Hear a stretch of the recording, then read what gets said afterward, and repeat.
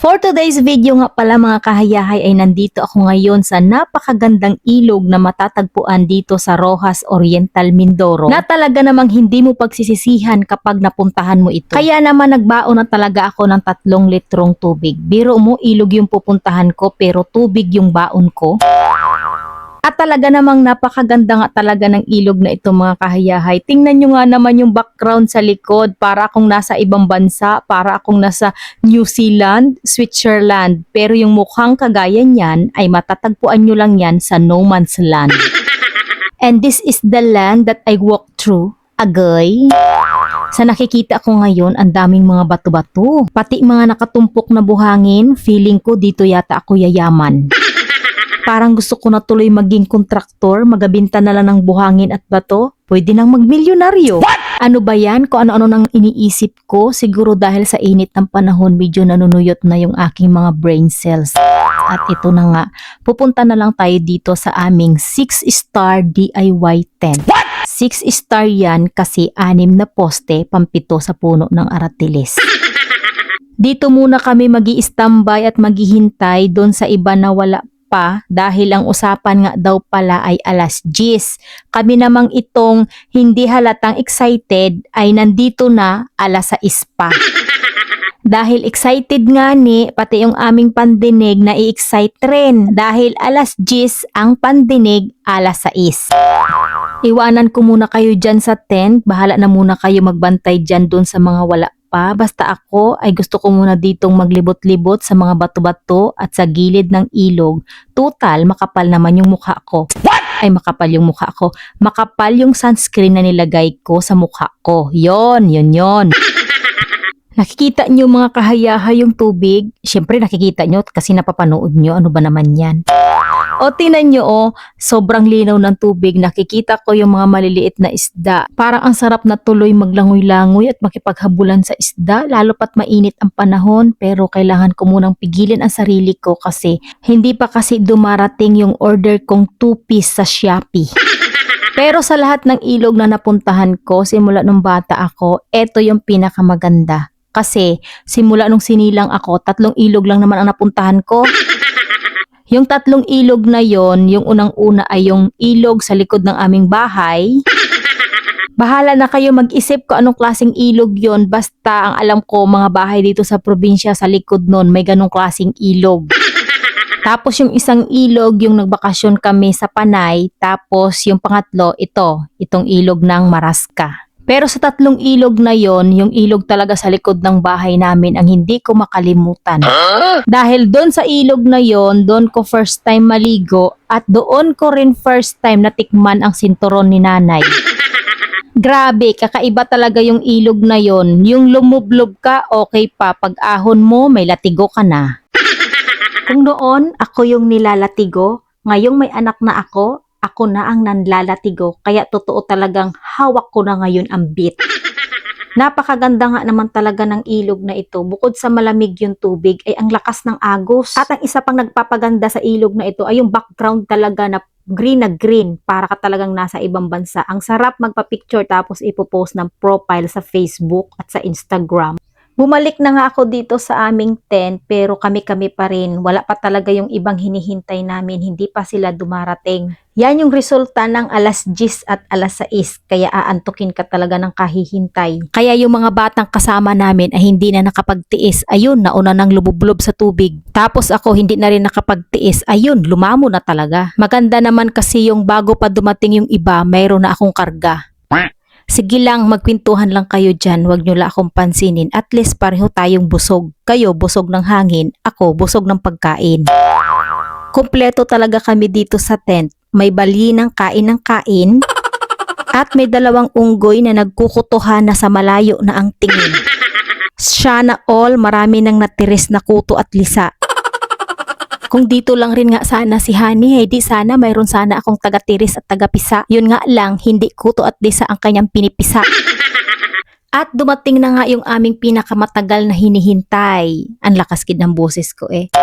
Ayan, nakikita nyo ba mga kahayahay? Ang daming pagkain. Kaya tama talaga yung naging desisyon ko na tubig lang yung binaon ko. Kasi kung magbaon pa ako ng pagkain, baka wala ng lamesang paglalagyan.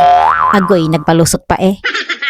Pero bukod sa tubig, mayroon pa akong isang baon. Akala nyo naman wala gid akong kadala-dala. Mayroon akong dalang plastic labo made by Sharon Balutin Mo.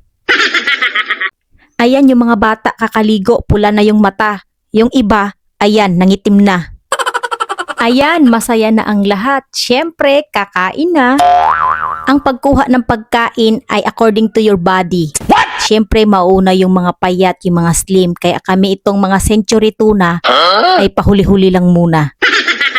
Pero sige lang, maganda ngayang mahuli ako ng kuha ng pagkain para pag nilabas ko ang aking magic labo, tingnan natin kung may babalikan pa kayong pagkain.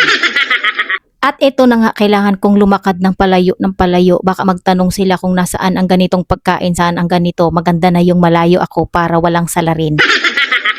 Pupunta pala kami ngayon ni Aya doon sa magandang spot na paliguan daw. Maganda daw doon, malalim, tsaka mas malamig ang tubig. So mas maganda talaga yung mga malalalim. Sana all.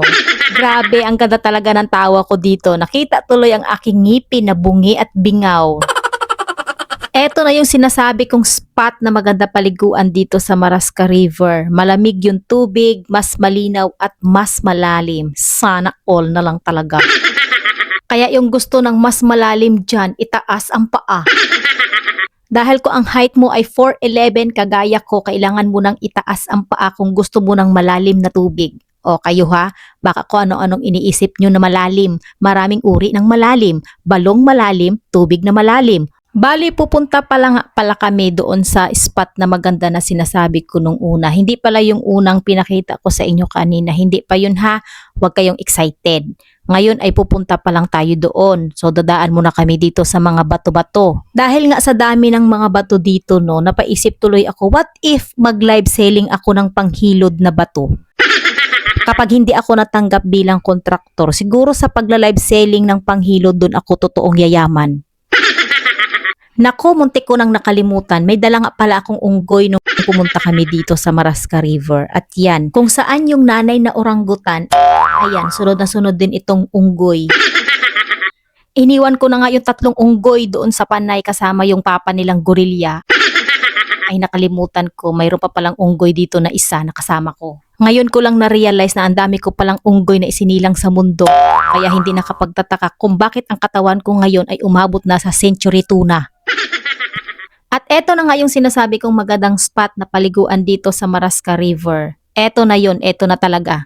Maganda talaga maligo sa part nito kasi yung tubig ay banayad yung agos, hindi gaanong malakas. Mas malamig yung tubig at mas malalim. Kaya masarap talaga maligo dito sa part na to. Sabi nga nila, yung mga taong nakatira dito, itong river na ito ay mas malaki daw ito at mas malawak kapag rainy season. Ngayon daw kasi dahil summer, medyo kumonti siya kaya may mga part talaga na mababaw. Napakasarap nga naman talagang maligo sa ganito kalamig at kalinaw na tubig ay pag nakalublob ka ba naman ay talagang tanggal talaga ang iyong hinanakit sa buhay. Sobrang gaan, sobrang sarap at sobrang saya talaga ng pakiramdam ko mga kahayahay. Alam nyo yung feeling na matagal kang inalila at inalipin?